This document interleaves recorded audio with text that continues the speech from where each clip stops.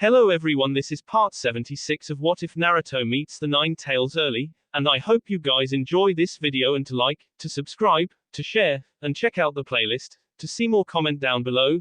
Now let's start the intro. They call me a god. They call me a god.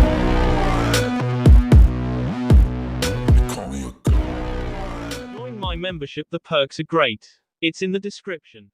Tsunade sat, staring out of her window into the grey abyss that had blanketed Konoha. 3 hours ago, she'd seen the rescue squad of Naruto, Sasuke, Hinata, and Sakura off, and she'd sent the summons for an appropriate retrieval team. And in the period of those 3 hours, the heavens above continued to rain on her parade. If there was one thing she could bet on, it was that she wasn't going to be getting any sleep until they returned, and that was likely days away. Even the chaos downstairs, the rampaging bull charging his way through the Hokage Tower, didn't break Tsunade from her stupor. Hyuga-sama. Tsunade's door flew open and a certain Hyuga patriarch barged through, dragging an entire squad of Anbu who was stupid enough to get in his way. Tsunade, Hiashi growled, and Tsunade turned to face the raging father, catching a glimpse of the sorry heap of Anbu behind him, waving them off as they slowly peeled themselves apart. Why wasn't I told? Tsunade breathed deeply. She'd expected Hinata to be the one to deliver the news on the way out, but obviously, that hadn't happened. And now, she was left dealing with the mess of an enraged Hiashi. One of my daughters was taken. And you sent the other to go and rescue her, from Orochimaru. Hiashi rarely expressed emotions, a result of decades of being a Hyuga. But it was clear he was pissed. Why wasn't I at least notified of this? Consulted. I should be out there. Not Hinata. Tsunade took another breath as she thought up an answer, one she hoped would work, but knew wouldn't. Because Hinata has something you don't, Tsunade stated. Both she and Hanabi are bound by the same summoning contract, and so they can be located by such. Orochimaru knows the ins and outs against Konoha. It is almost a certainty he's figured out how to hide or obscure himself from the Byakugan's gaze. Traditional methods of tracking won't work. Who else? Hiashi stated. Who else is on Hinata's team? Who else did you send against Orochimaru? I think you already know who, Tsunade said plainly. By the time Jiraiya, Kakashi, or Guy return to the village, it'll have been much later than I'd have hoped. Time was not on my side, and that is why I sent Hinata. Once Jiraiya, Kakashi, and Guy return, I'll have them dispatched immediately with Shizune acting as medical backup. But until then, it all rests in their hands. Hiashi growled as he turned to leave the office. Where are you going? Tsunade barked. I am not about to let not just one, but both of my children fall into the hands of that treacherous snake. Hiashi declared, and Tsunade groaned. She knew Hiashi was pissed. She did not blame him. But the last thing she needed was a second emotionally unstable Hyuga rushing off after Orochimaru. And as she made a signal, Hiashi was surrounded by 6 Anbu. Forgive me, Hiashi, Tsunade stated. Take Hyuga Hiashi into protective custody.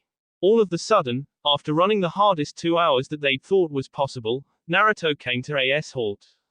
Naruto. Sakura was the first to notice as she came to a stop, followed by Sasuke, and finally Hinata, who was running harder than the rest, fueled by a desperate drive, and nearly blinded by a sort of tunnel vision.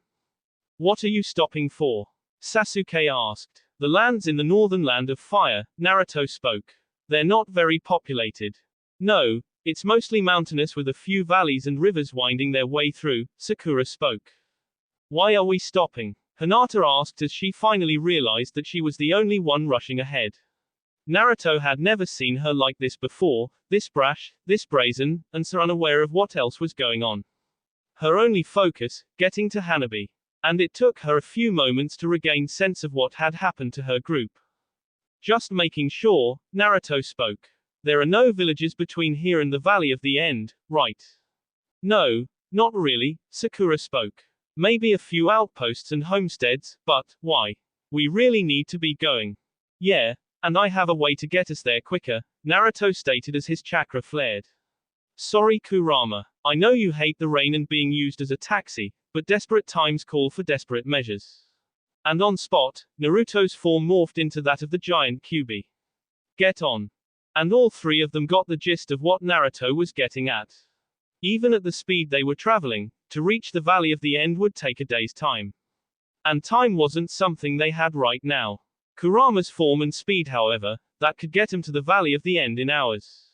Hinata, I'm counting on you, don't let me step on anything like this, Naruto spoke as he took off, Sasuke, Sakura, and Hinata clinging onto the fur tightly, and Hinata's Byakugan guiding Naruto around any houses, buildings, and small villages along the way. And after hours of running through the storm and night, Naruto came to a skidding halt as they entered the canyon that was better known as the Valley of the End, the northern border of the Land of Fire with the Land of Rice. By now, it was dark and the rain was coming down heavy, but the four of them caught a glimpse of what this place was known for, the giant statues of Senju Hashirama and Uchiha Madara, through the flashes of lightning coming down from the storm above. Let's find somewhere to rest for a while, Sasuke stated. Yeah, this storm's getting worse the further north we go, Sakura added as they spotted a cave carved into the cliffside not too far away. But, we're almost there, Hinata protested. But even Naruto was starting to feel tired, especially after having spent hours straight in Kurama form, running like the wind. Hinata, yeah, even Naruto was getting a bit worried. No, we're stopping to rest, Sakura put her foot down. We'll get going first thing in the morning, once the storm passes. Besides, all we know is that Orochimaru is in the Land of Rice, but we don't know where, Sasuke said. We could afford to be crude but quick up until now. But we'll need to be quiet and precise going forward. Hinata relented as the four of them held up for the night in the side of the cliffs, and Naruto went to work throwing up a quick ceiling matrix to conceal their presence and act as a barrier. This would allow all of them to rest simultaneously, or at least try to. No one was really getting any sleep in the traditional sense, not with the impeding confrontation with Orochimaru coming up, but that didn't mean they couldn't rest up, something trained ninja could manage, to rest without sleeping that is. Hanabi-chan. Hinata was restless. And as she laid next to Naruto, even he realized it. At the rate she was going, she was pushing herself too much, then again, he wasn't one to speak about pushing oneself. But still, if she kept going like this, she'd eventually break, and most likely at the worst time possible.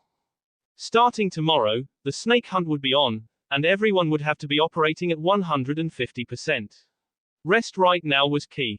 And Naruto knew of only one way to do it as he wrapped his arm around Hinata to comfort her. She leaned into him, but even Naruto could feel the tenseness in Hinata. Answer, before she could even react, Naruto sa tag on Hinata's head, and the distressed Hyuga went limp and unconscious. Thanks, Naruto, Sakura spoke easily. As a trained medic, she didn't have to be aware of just the team's physical state, but also their mental state. And Hinata was starting to concern her. What is that? Sasuke asked, pointing to the tag on Hinata's head. Consciousness seal, Naruto stated. While it was normally used to pacify prisoners, the Uzumakis also used it to induce a state of sleep and relaxation in their own. Unfortunately, it only lasts for a few hours, this one anyways, but it'll be enough to let her get some rest. Now get some rest yourself, Naruto, Sakura advised. Yeah. And, Sakura spoke carefully, not wanting to put this the wrong way. I think it's safe to say we're past midnight, so happy birthday. Thanks, Sakura-chan, Naruto said as he laid back into his bedding to rest and prepare for the coming day. Anyone still asleep in Konoha was awoken by a green freight train, breaking through the gates late the following morning as Guy barged straight through, Kakashi not far behind, both amazed and appalled at Guy's speed. Still, the message they'd received the previous afternoon had proved grim, and the two Jonin had sped through the night to Konoha.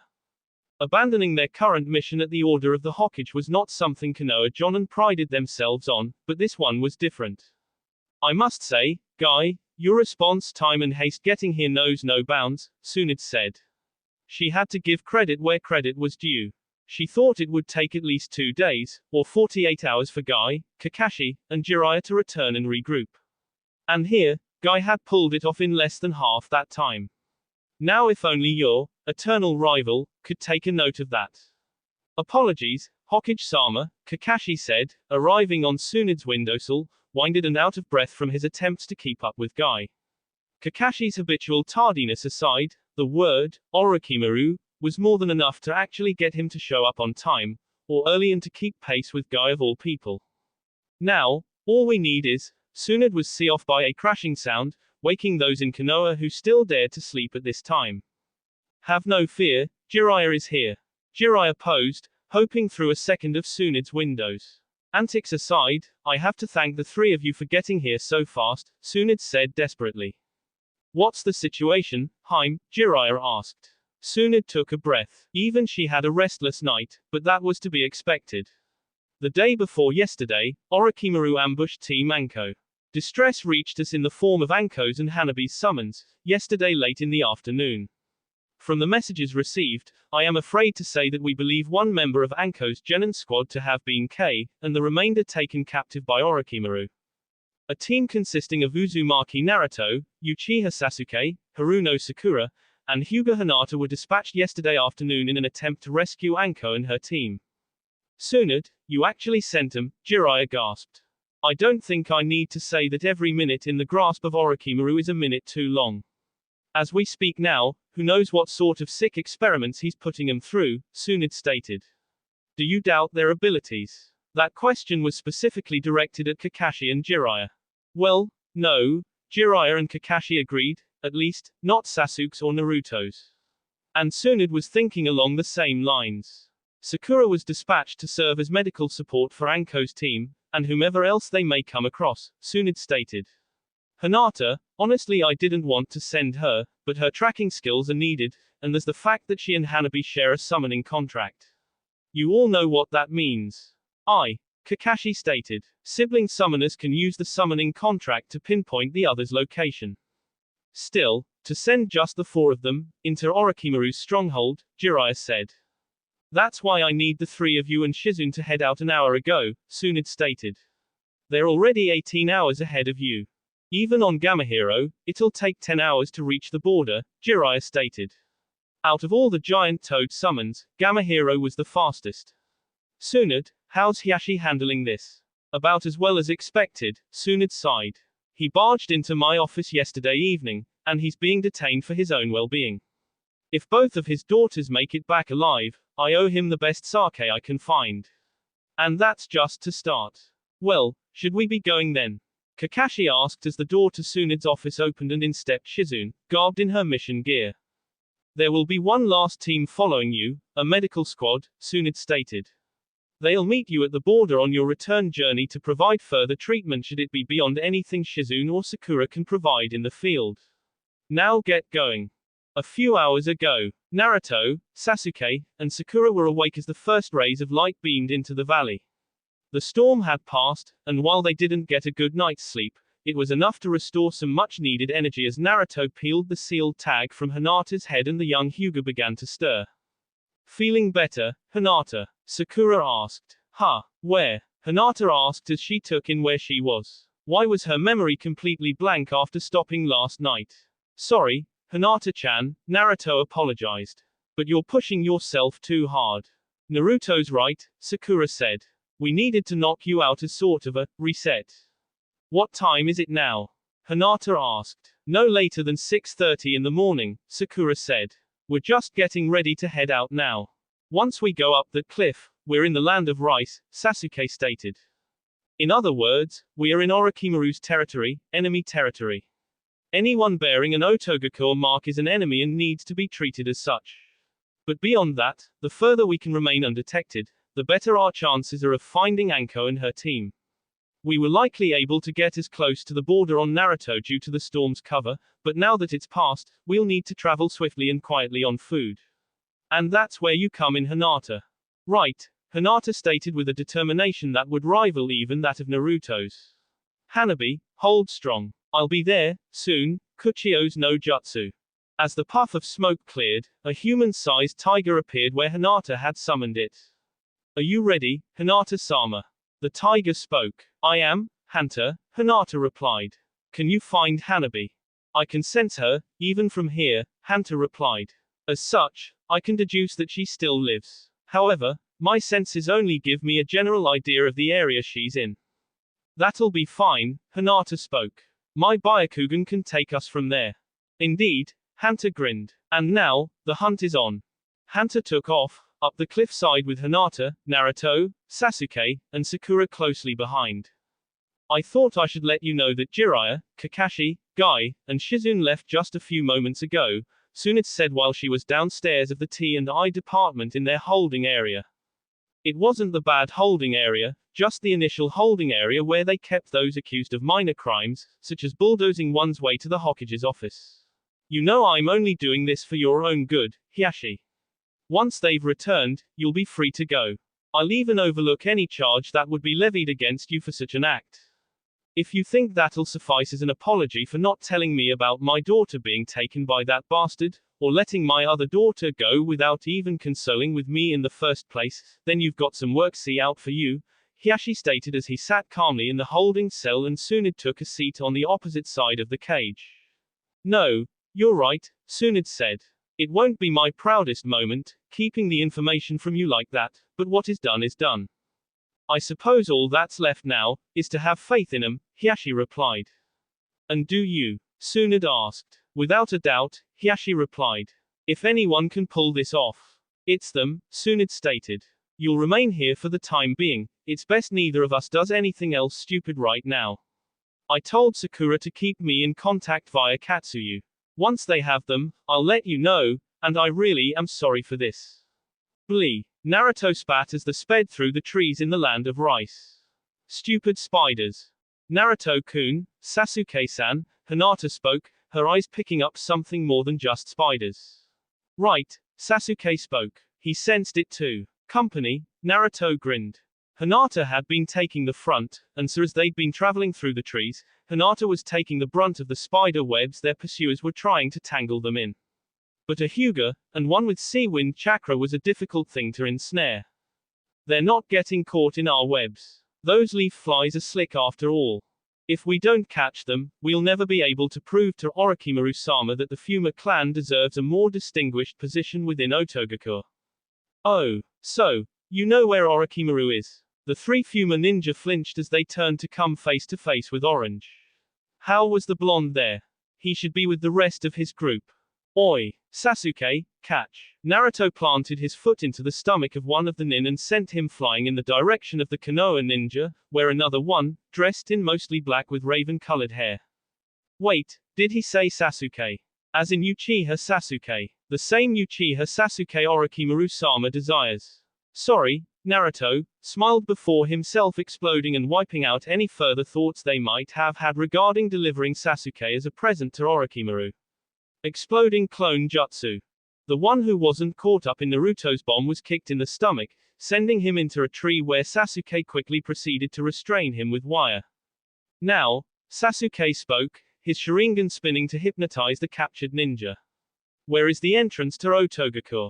The entrance, the Fuma clan ninja started, but even Sasuke didn't catch until it was too late as an arrow came flying at breakneck speeds, L through the Fuma ninja's head, K him, and silencing him. And now they were on guard. That arrow was fast, and backed by a significant amount of power for even Sasuke to have trouble seeing it. But now that they were alert, spotting the arrows and dodging them was more doable, even for those without special eyes. Careful, those arrows are attached to a chakra thread, Hinata warned. We've seen something like this before, Sakura recollected. That day, it wasn't something she wanted to remember, but it was a day she'd never forget either. Kidomaru. That spider freak who was a part of Orochimaru's Sound 4 who tried to K Sasuke years ago. These spiders, threads, and archery, it was similar to him. And a phantom pain tickled at her side. Kidomaru had been the one who shot her and Sasuke, bringing them closer to the verge of death than most had ever come back from.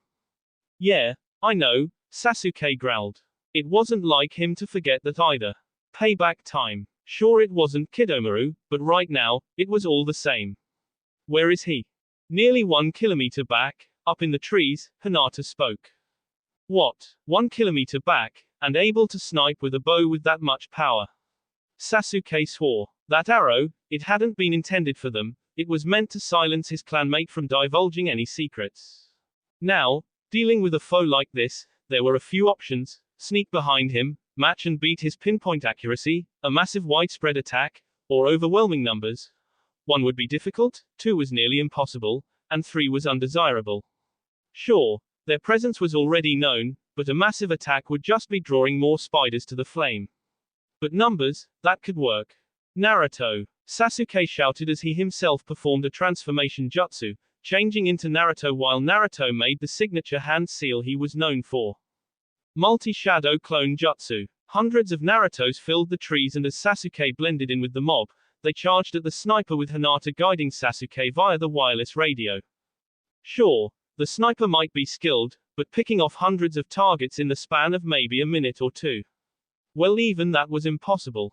And as the mob closed on the sniper, one particular, Naruto, shot out of the crowd, landing a decisive kick that followed a little bit of dancing and evasion. The ground buckled as the sniper nin was into the ground, Sasuke pinning him in place as he tried the Sharingan again. But this time, he was ready for anything the sniper nin might try to keep them from learning Orochimaru's location, including AS pill tooth. As part of Anbu training, quickly stopping the ingestion of AS pill was crucial and fundamental.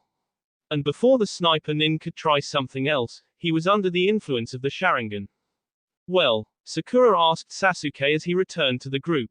That Fuma nin wouldn't be a problem for them any longer. The entrance is about 25 kilometers due north of here, hidden in the hollow of a tree nearby a large lake, Sasuke stated. And that is the direction from which I can sense Hanabi-sama, Hanta spoke. Then let's not waste any more time, Hinata replied. Now with Hanabi so close, with the goal in sight, she didn't want to stop.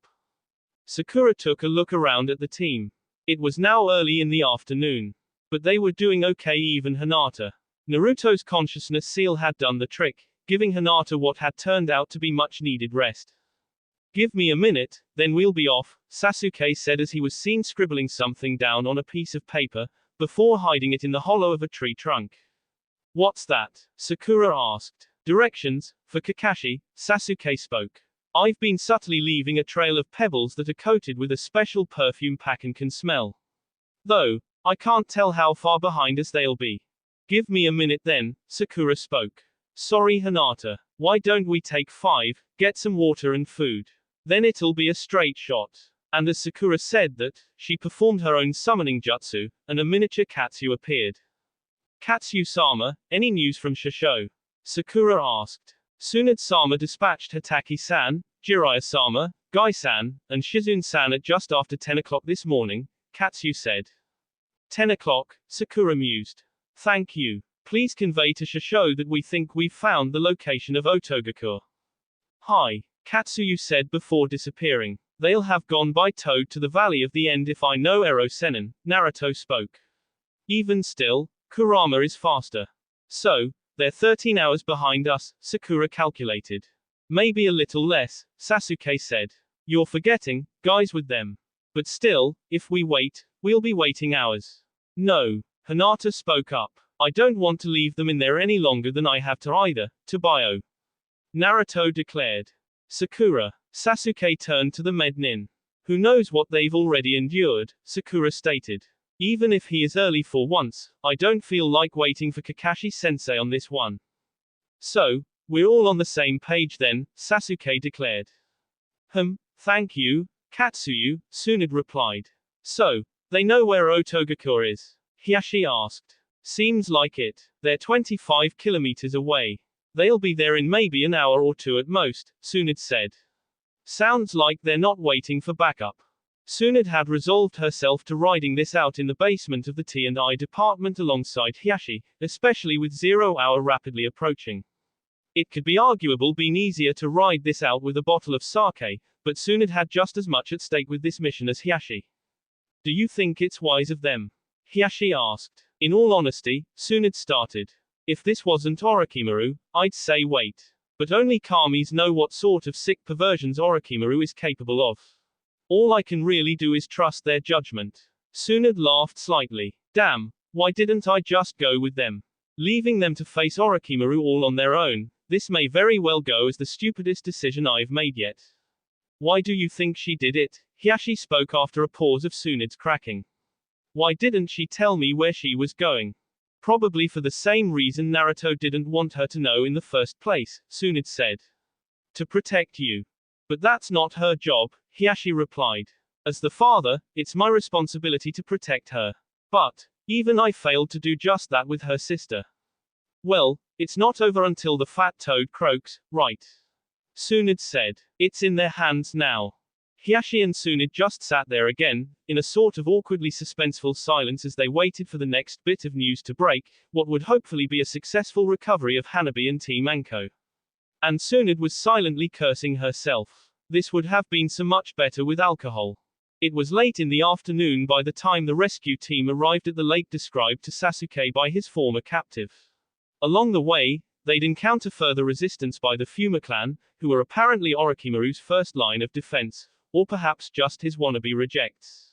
That sniper was the only one who really put up a challenge to their presence, and even he fell at a devised strategy. And some of their comments, it made sense why they were up here, scattered around the land of rice like a flock of vultures, just looking for an opportunity to outwit the snake. There, Sasuke pointed as his Sharingan eyes picked out of the trees, one tree with a large hollow beneath it. Well, fada ya think? Naruto asked. A trap, Sasuke replied. Most definitely a trap, Sakura added. And Naruto faltered. I don't know, Hinata stated. I can't see the signs of any traps at the entrance, but the ground surrounding the base is heavily infused with chakra, Hinata said. My Byakugan can't penetrate through it to see what's below. So in other words, Naruto said, trying to piece things together. It's a trap, Sasuke stated plainly. Most definitely a trap, Sakura affirmed. The entrance may not be trapped, but if this is the entrance to some sort of stronghold, I can't imagine there not being traps, Hinata said. Oh come on. I know there's a trap. Why are you making it sound like I don't know it's trapped? Who do you think you're talking to? I was the Academy's prank and trap master. Defended Naruto. Are we even certain this is Orochimaru's base? Sakura asked. Through our contract, I can sense Hanabi-sama's presence is nearby, Hunter added. I am afraid this is as far as my senses will be able to take you, Hinata-sama. Thank you, Hunter-san, Hinata replied. We shall be ready for your call, should you require our aid in your task of freeing Hanabi-sama, Hunter said as he disappeared. So then, based on what Hunter was saying, Hanabi's around here. Sakura asked. So, this must be one of Orochimaru's bases. Can you find any other points of entry? Anything about what this base might look like or what we can expect? Sasuke asked Hinata and the poor Hyuga focused everything into her eyes, but the chakra shrouds surrounding Otogakure were not budging. Well, it's not an entrance, but this definitely feels like one of Orochi team's houses, Naruto spoke. He'd been quiet for a little over a minute now, and that had everyone wondering what he was up to. The answer to their question was answered by toad-like pupils and red pigments around Naruto's eyes. I can definitely feel strange energies down there, Naruto spoke. Orochi team's cursed seal freaks are in there, but there's more, it's sort of familiar, but I can't seem to finger on it. Kurama's even intrigued by it. Sasuke sighed. In Anbu missions, intel and preparation were key. The more intel they had to prepare for a mission, the better their chances were of successfully a flawless plan. But here, they were practically going in blind. It was nowhere near ideal, but it was what they had to work with. Naruto, keep some clones out in front, Sasuke ordered. They'll trip the traps, but be ready for anything. Yeah. Naruto nodded as a trio of clones disappeared down the hole, the four of them following close behind as they descended into the snake's lair. And it was now that they were truly within Orochimaru's grasp. There's no going back now, Tabayo. Naruto landed, the solid ground meeting his feet in the darkness. And looking forward, there was a large wooden door in front of him, the kanji for east on it. And as Naruto's senses stretched out, there was something beyond that door. Something odd, and something big was definitely on the other side of that door. A massive chakra signature, no, two. One was vaguely familiar, but nowhere near enough to where he could put a finger to it. However, the other was dark and malicious. It was everything the history books had described the Biju as, should you not know any better. Hinata, can you see what's beyond that door? Silence. Hinata. Now, Naruto was confused, but as he turned to look around for Hinata, let alone the rest of the team, he realized he was alone. Even entering the base, his clones had somehow been dispelled the moment they entered. Kurama. Kurama growled as even he tried to make sense of their predicament. It's not genjutsu. Your chakra's exactly how it always is, Not to mention you're still in sage mode. Answer, Naruto reached out with the natural energy, and the feedback he got sent even a shiver down his spine. The energy in this place was just wrong. There was no other way to put it. It was wrong, it was evil, and it was corrupt. But through that energy, he could pick out a few signatures: Sasuke, Sakura, Hinata. They were nowhere near where he was, but they were there somewhere. Somewhere in the chaotic abyss that stretched out before him. And their chakra was still strong. Besides their chakra, there were other, uncorrupted chakra signatures, but they were weak and he couldn't get a read on who or what they were. I think we passed through a barrier when we entered that snake hole, Kurama thought after getting feedback from Naruto's senses. If what I'm sensing is the case, then that barrier scatters anyone who passes through it to a random point, a sort of space-time barrier. Damn, so what you're saying then, Naruto started. We're already separated and in the belly of the beast. It appears so, Kurama said. Looking around, and making a Rasengan for light, Naruto saw that there was no way out. No way save the one directly in front of him, where that dark chakra was coming through. Well, looks like we'll just have to plow our way through and reconvene with everyone, Tobio, Naruto declared. I'd put it slightly different, Kurama stated. First, we have to get by whatever else is on the other side of this door. Any idea what we're dealing with? No, but like you've felt, there are two separate signatures. One of them, I swear I've felt before, it feels like that stubborn ox of a brother. You mean Octopops? Yeah, but the other, the one that feels dark, best proceed with caution. Naruto pushed, and the door budged just enough for him to slip through. And unlike the previous chamber, this one was lit if only by rows and rows of dimly lit tanks, filled with various odds, ends, monstrosities, and trinkets. Well, that explains the first signature. Naruto came face to face with a rather large tank, containing the severed horn of Hachibi.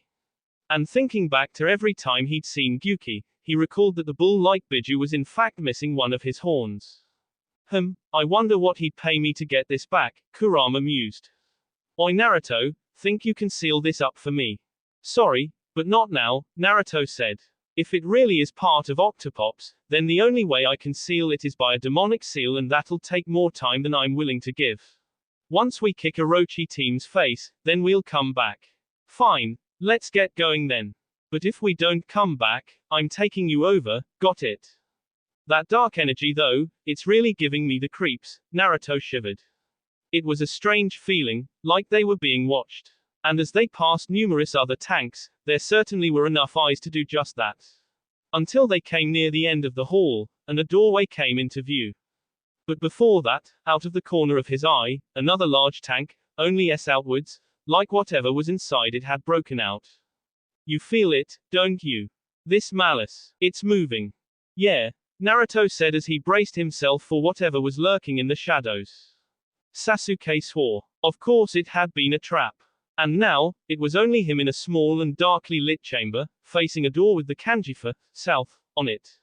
Sakura, Naruto, and Hinata were nowhere to be found, and while the Sharingan had the ability to see chakra, it was nowhere near the Byakugan in that capability. For one, it couldn't see through walls or the giant door in front of him. So all he could see was darkness and the door. Pushing at the massive door, aside, Sasuke stepped into a long corridor. And there was an uneasy feeling about this place. Just what sort of trap did he just enter? Cautiously proceeding down the corridor, eventually there was a light coming from ahead. Not a bright light, but definitely more than just a few measly torches lining the side of a hallway. But aside from the light, growls, grunts, howls, and screams echoed around the chamber above until they found their way to the hallway where he was. Carefully peering into the chamber, doing his best to conceal his presence from whatever monstrosities were in front of him, Sasuke gazed on into a large circular chamber, stories high and lined with nothing but bricks, bars, and cages. And within those cages, people, prisoners, or perhaps worse. And then, the noises stopped. Whatever creatures or monsters there, they were onto something. Was it him? Sasuke cursed. He was certain he was stealthy, and with a level that most others in the Anbu couldn't detect. But out of the corner of his eye, he caught sight of what exactly was trying to sniff him out, one of Orochimaru's curse seal freaks. 2 stories above him, a person was sniffing into the air, feeling around for something that had piqued its interest. And that wasn't the only one, as more cursed seal freaks began to emerge from their holes. And they were sensing in his direction, moving into the center of the chamber and walking towards him. Natural energy, that had to explain why they could sense him. Sure, he was no expert when it came to natural energy, but he'd gleaned the basics of its capabilities from Naruto: heightened durability, strength, power, and sensory. Regardless of how corrupted the natural energy was, it made sense that they could feel a foreign chakra signature nearby as all of a sudden, they came to a stop, one of them growling in Sasuke's direction before the entire horde descended upon the Uchiha. It took Sakura a minute to reorient herself with her surroundings. It was obvious that she'd been separated from her team as she was standing alone, and facing a door with the kanji for north on it. After every trick she had to dispel genjutsus, she knew this separation wasn't a genjutsu. How they'd been split, well, she had some ideas, but nothing that was sticking out. Still, her main priority right now had to be reuniting with her team and getting out of here. And the only way she could see was through the door in front of her. Opening the door, Sakura proceeded forward, into whatever horrors Orochimaru had in store for her. But the minute she passed through the threshold, a horrible smell ravaged her nostrils and churned her stomach. The vapors in the air, they might not have been poisonous, but they might as well have been, as Sakura struggled to wet a cloth and cover her nose in hopes of dampening the smell. A smell of rotting and of formaldehyde. As Sakura peered into one of the side chambers, she was instantly regretting doing so, as the room was what looked to be a medical operating room, with a surgical table and even a person, if they could still be called that, strewn out and see open. And finally, after getting a view of the monstrosity on that table, Sakura lost it as she emptied the contents of her stomach on spot there. As a medic, she was used to the gruesome sights of the trade, of B&B on the surgical tables, and of injuries that were so gruesome, only the darkest of imaginations could have thought up such a cause of the injury. But this surpassed everything she'd ever seen. In a sort of Frankenstein fashion, the person on the table was schooled together with other, well, they didn't appear to be humans. In all honesty, it reminded her vaguely of Amaki's Chimera experiments, but a step further. Said person on the table was a hybrid of what could only be described as human and an insect-like, demonic alien.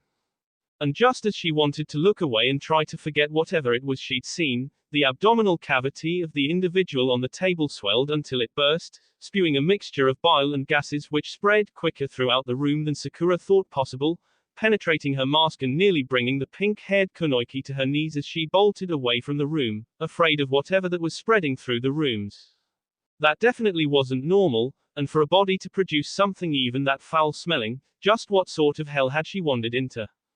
Running down the corridor, Sakura stumbled into another room, digging into her sealed supplies for a canister of specialized oxygen mixture, designed especially by Tsunade for situations like this, when a shinobi had inhaled a sort of unknown substance. After a frantic minute of getting her breathing under control, Sakura took account as to where exactly she'd stumbled into this time.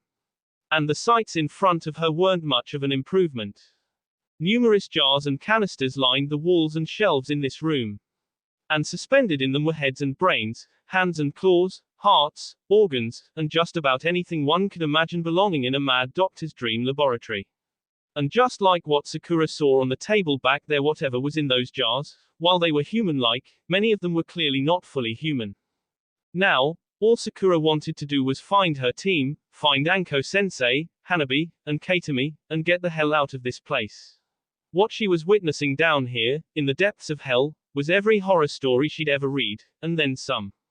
Sakura pushed forward, until she passed another room, where she heard a pained come from. And while she was afraid to look, this was the first hint that something inside one of these examination rooms was actually alive. And looking in, there was a man on the examination table, the first human thing Sakura had seen since entering this place. "Are you okay?" Sakura asked, concerned, as it was clear the man was suffered from labored breathing. Said man was young and in his prime, probably early to mid-20s. He had light purple hair and grayish-brown eyes. And he was breaking out in a hot sweat. "I'm perfectly fine," the man panted as he immediately sprung up from the table, grabbing Sakura by the tee, and pinning her to the floor as the Konoha medic's eyes widened in horror while the man's F turned brown and bubbled, his hand around her neck taking on a sort of crab claw-like appearance as her hands struggled to keep it from snapping her head off from the rest of her body. And only to add to the disgust, 2 other faces of people sprouted from his now bulging and bubbling back. With this, we shall show Orochimaru-sama the value of the Fuma clan, all 3 faces spoke in unison. Hinata strained her eyes to peer through the door in front of her, marked with the kanji for west. However, as what seemed standard with Orochimaru's bases, the walls were laden with chakra, making it difficult for her Byakugan to see through it. Naruto-kun, Hinata thought. Where had Naruto, and Sakura, and Sasuke have gone? What happened that got them separated like that? Hinata took a deep breath before forcing open the door in front of her, the only way which it appeared she could go.